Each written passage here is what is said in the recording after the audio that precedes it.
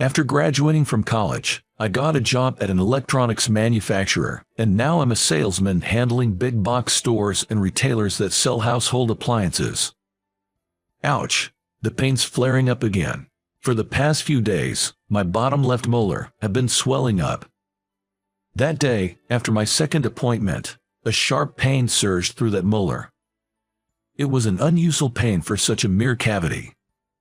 When I looked around, I noticed a signboard of a dental clinic. It was one of the chains, with 5 branches across Oregon. I needed to get this severe molar pain treated immediately, or I wouldn't be able to speak. Upon entering the dental clinic, a young, friendly female dentist named Jessica attended to me. She carefully examined my mouth and said, "Your wisdom tooth has developed a cavity." I visited her for about a month during my work breaks. That's how I met my wife, Jessica.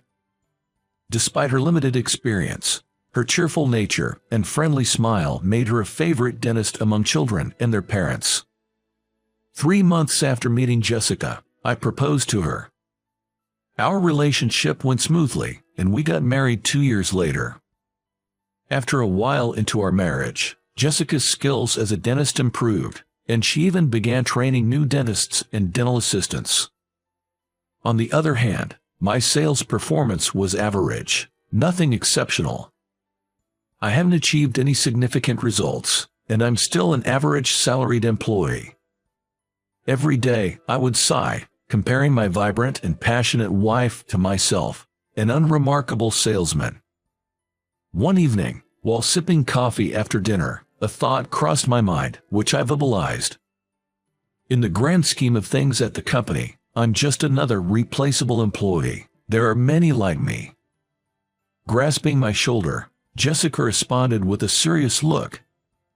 "Bob, the company might think they can replace any employee, but for the clients, not just any salesperson will do. I understand this because of the drug reps that visit our clinic. It's the trust that makes them comfortable. For those clients, you are irreplaceable, Bob." Her words struck me like a hammer blow. It dawned on me what real value meant. That single statement from Jessica dramatically changed my perspective towards my job. As the saying goes, change the mindset, and the actions follow. My client relationships and contract numbers doubled in no time, and I clinched the top spot in sales performance. Later, I was promoted to a managerial position.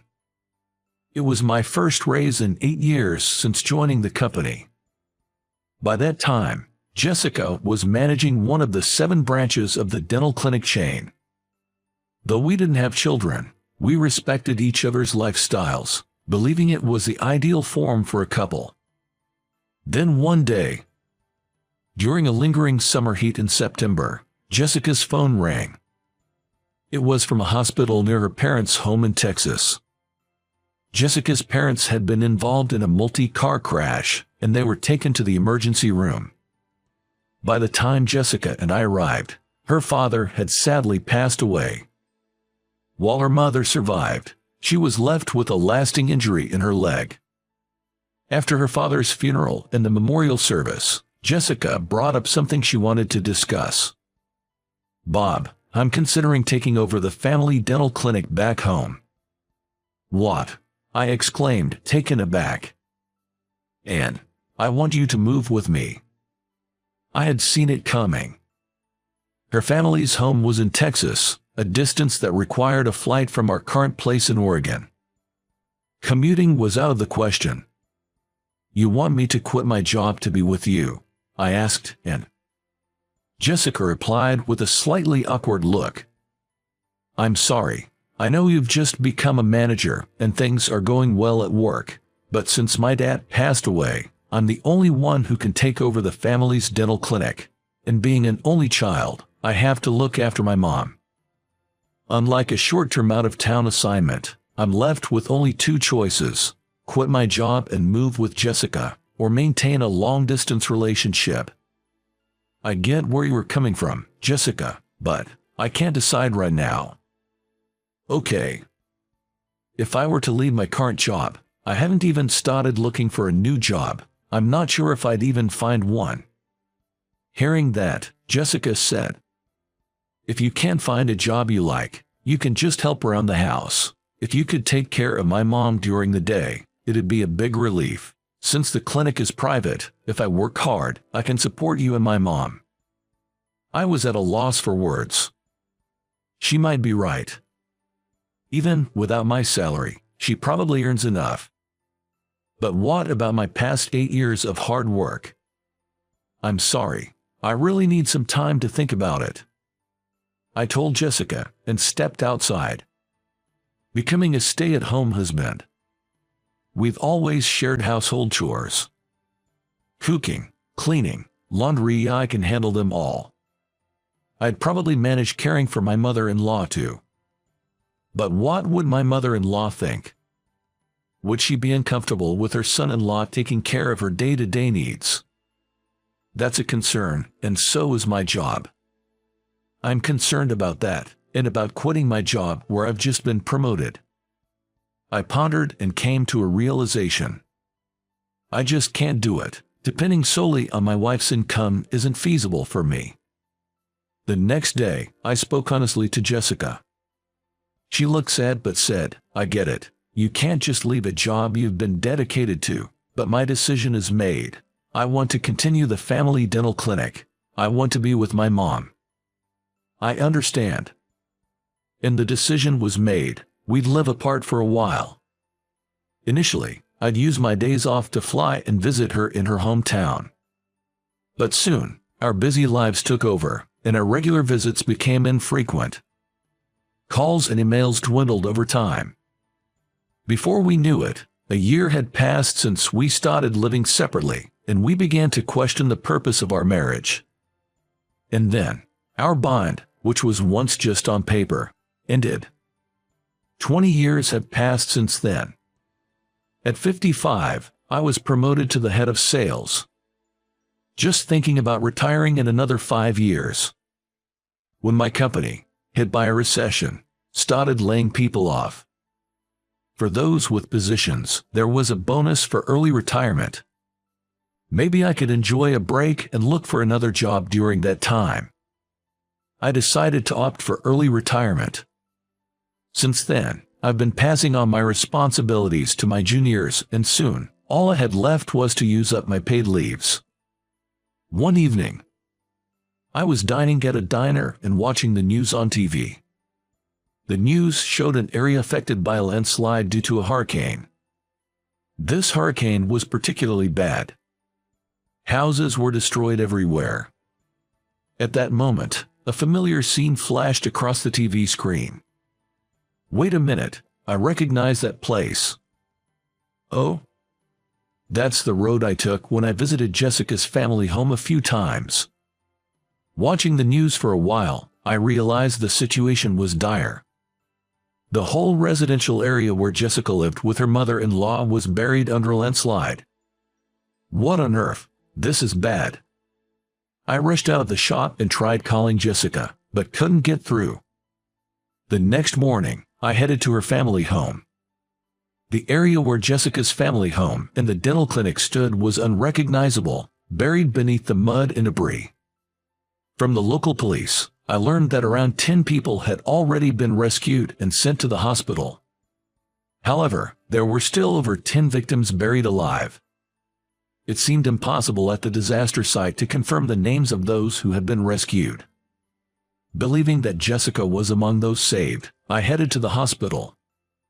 At the hospital reception, I inquired about Jessica and her mother-in-law's names. What? This is her mother's name, isn't it? This can't be. I found out that Jessica's mother didn't make it. Jessica had been moved to the ICU. Apparently, she had a head injury. I waited in the hospital's lounge for hours on end. As the night approached, her condition deteriorated. Soon after, Jessica was rushed into surgery. Even during college exams or job interviews, I never really prayed. But now, that's all I could do. God, please, save Jessica. I'm begging you. I'm begging you. The last time Jessica and I spoke was about a month ago. Even after our breakup, We kept in touch a few times a year, updating each other over calls and emails. Since neither of us had any hard feelings, it was easy to communicate. "Hello, it's me. Oh, you sound down. What's wrong?" "Well, we got some fresh graduates at work, and they just casually email us whenever they're late or absent. It's really frustrating." She would listen to my complaints. She would comfort me by saying, "Modern kids can be so thoughtless these days." Looking back, I thought about relocating near Jessica's house and searching for a new job after taking early retirement. After our divorce, I was too busy with work, didn't date anyone, and never really felt attracted to anyone. I heard the situation was the same for her. 4 hours later, the light outside the surgery room went off, and the surgeon came out. Jessica had suffered internal bleeding in her brain from the impact. A clot had formed, blocking one of her brain vessels. She was alive, but there would be permanent damage to her right side. It's impossible for a dentist to continue treating patients with such an impairment. She can't continue her dental practice. Thinking about how Jessica must have felt, it breaks my heart. The next morning, Jessica woke up, her eyes widening in surprise when she saw me. "Bob," she whispered in a frail voice. "Oh, I just saw it on the TV news and rushed over. Is your head hurting?" "It seems the anesthesia is still working, so it doesn't hurt that much," she replied in a feeble voice. Afterward, the two of us listened to the doctor in charge. That her mother passed away at the disaster site. Jessica will have lasting effects on her right side. Her right hand is paralyzed and won't move as it used to. It was said that she'd likely need a cane to walk due to the residual effects on her right leg. Lying in bed, Jessica silently shed tears. I couldn't find the words to comfort her and just kept gently stroking her back. In about a week, Jessica was able to communicate normally. "Bob, what about your job? Have you been off this whole time?" I explained to her about my early retirement and that I was using up my paid leave, so I didn't need to go back to work. Then, I asked her, "Jessica, what do you want to do when you're discharged?" "I'm actually torn," she replied. "First, I want to lay Mom to rest beside Dad, but after that, our house and dental clinic are both gone. I don't know what to do." She probably realized that returning to work as a dentist might be out of the question. I mustered my courage and told her, "With my current situation, if you want to stay in this town, I can move here and support you, but if you want to leave, you can come with me." Hearing that, Jessica slowly shook her head. "I can't. I don't want to be a burden to you." "You'd never be a burden. 20 years ago, I chose my job over you and let you return to your family's home alone. I've always wondered if that decision was a mistake." Hearing this, Jessica looked at me with wide eyes. After a moment of silence, she said, "Bob, when I'm discharged, can I come back with you?" She looked a bit sad saying that. Her cherished hometown had now become a place of painful memories. "I understand. Let's go back together." Saying that, I gently patted Jessica's back. 2 months later, we're now working as live-in managers for an apartment complex. Every morning, while cleaning the entrance, we greet the residents. "Have a good day." "Will do." Jessica is currently practicing typing on a computer using her left hand. She wants to create notices to post on the apartment's bulletin board. I'm always amazed at her persistence, no matter the years gone by. I thought I'd be the one supporting her, but I find myself drawing inspiration from her more often than not. Since living with Jessica, I've taken up cooking as a hobby. I still need her taste tests and advice, but I aspire to surprise her with a delicious meal one day, experimenting with different dishes daily. It's amazing what you can accomplish at any age, in any situation. I firmly believe that, moving forward, we'll continue to support and grow with each other.